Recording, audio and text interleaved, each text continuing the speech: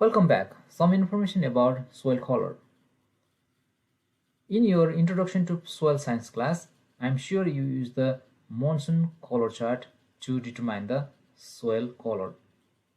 Monsoon's color chart will have chroma and value to determine the soil color. The soil color is basically determined by four factors. The first one is the mineral matter that is derived from the parent material. Second one is the organic matter. Third one is the non-natural and abundance of iron or iron molecules. And the fourth one is the moisture content. For example, soils high in calcium tend to be white because calcium contains silicate and silicate color is white. Those high in iron will be looking like reddish in color, and those high in humus or organic matter would be looking like a brown to black color. And when soils have about 5% organic matter, they appear black when they are wet. I told you in the previous slide that the iron gives the color to the soil, especially red color.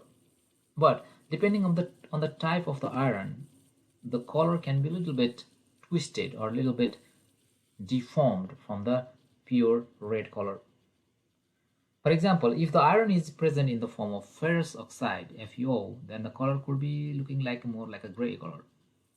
Ferric oxide is the hematite, is the really red color, Fe2O3.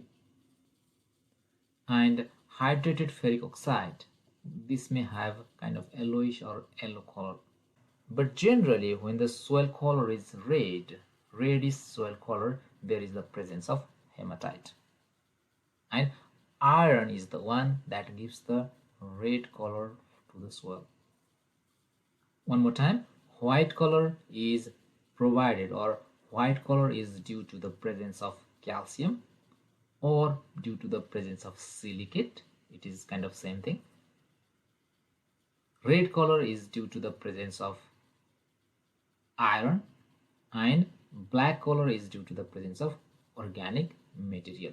You need to remember at least these three different colors and the source of these colors or parent of these colors. Again, white is because of the silicate or calcium, red is because of the iron, and black is because of the presence of organic material.